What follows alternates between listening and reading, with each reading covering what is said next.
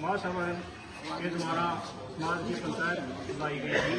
उसमें सभी आदमियों को न्योता देकर बुलाया गया था और जिसमें हमारे गांव से स्वामी जी को भी बुलाया गया था। और आप सभी को पता है कि स्वामी जी कोई छोटे मोटे वैसे साधु संत नहीं है। वो हजारे आंदोलन से 2012 से भी जुड़े थे। करप्शन की जो मुहिम चलाई गई थी, जिसमें 5-5 लाख व्यक्तियों को उन्होंने संबोधित किया था और बेमतलब की बात पे उनको बाजू पकड़ के उतार दिया गया।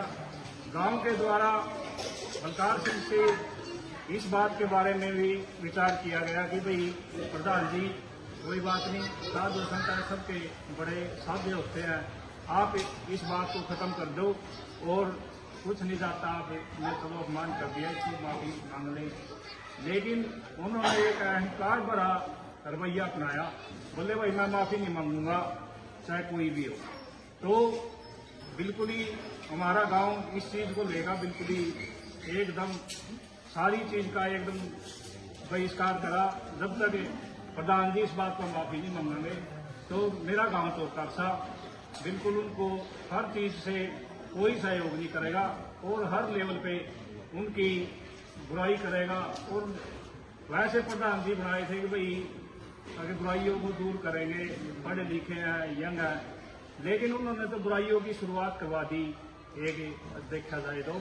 क्योंकि अब एक नई बुराई और समाज के अंदर खड़ी कर दी कि भी घर में न्योता दो और पकड़ का बाँ उसना नीचा कर दो। तो ये आगे अगर प्रधान जी के साथ में अगर ऐसी कोई कार्रवाई हो जा, कोई समाज का व्यक्ति कर जा, तो उसमें फिर वो एकदम चौंकी होना, क्योंकि ये गांव समाज की अस्मिता का सवाल है, इस पर कोई भी वो नहीं करी जाएगी। दूसरी चीज है पैसे का दुरुपयोग कराया जा, बसें भेजी जा रही, कोई रैली थोड़ी थी वो कि आप रैलियां और समाज के पैसे का दुरुपयोग करोगे। और उसके बाद में पहले बुलाओ, ये कहाँ का हमारा अतिथि सत्कार है। हमारी हिंदू संस्कृति ये बोलती है कि अतिथि चाहे कोई भी दुश्मन भी हो, घर पे आके हमारे भगवान स्वरूप है। लेकिन हम बुलाने के बाद में भी एक संत भी है और अतिथि भी है, हम उनका इस प्रकार मान सम्मान पुरस्कार गिराएंगे तो ये बहुत ही एक निंदनीय बात है। इसलिए सारा मेरा गांव की सरदारी इकट्ठी हुई है। आज या तो समाज के सामने वो इस बात को अपनी माफी मांग लेंगे, नहीं तो हम उनके पैतृक गांव अमीन में जाके उनके सरपंच साहब से भी हो सकता है उनके गांव अमीन को इस बारे में शायद जानकारी ना हो। नहीं तो ऐसा नहीं है कि हमारे समाज का इतना बड़ा गांव इस बात को नहीं सुन पाता। हम अपने गांव के व्यक्ति का बिल्कुल भी तिरस्कार सहन नहीं करेंगे। और मेरे छत्तीस समाज, चाहे उसमें हरिजन हो, वाल्मीकि हो, प्रजापत समाज हो, विश्वकर्मा समाज हो, शायद समाज हो, जो आज सब सारा यहाँ आया हुआ है, हम गाड़ियों में भारी मात्रा में भर के अपना विरोध प्रदर्शन करने के लिए हम अमीन में भी जाएंगे। और हमारी कमेटी गठित हो गई है, इसलिए हम जल्द इस पर फैसला लेंगे या वो अपनी माफी मांग ले। धन्यवाद। जय हिंद, जय चौपाल।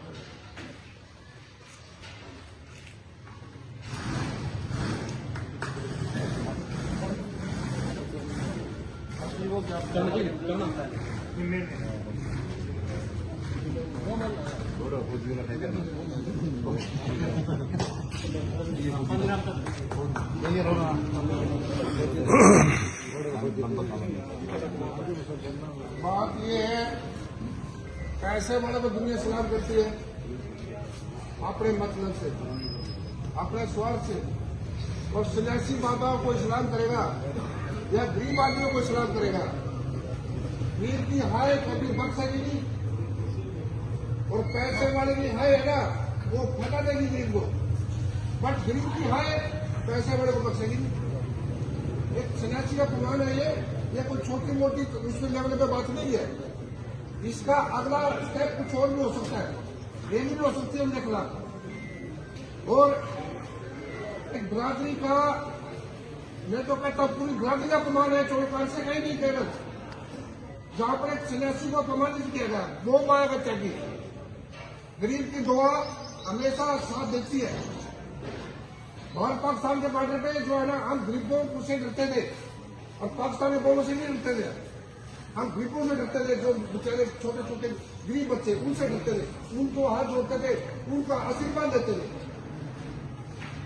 दवा गरीब की कभी खाली नहीं जाएगी और गरीब की हाय भी कभी बख्शेगी। अपरंपार है, गरीब की हाय अपरंपार है। ताकत है उसमें, पद्म विष्णु जैसी ताकत है गरीब की हाय में। एक सन्यासी जी का अपमान है, वो हमारे कहने का अपमान है।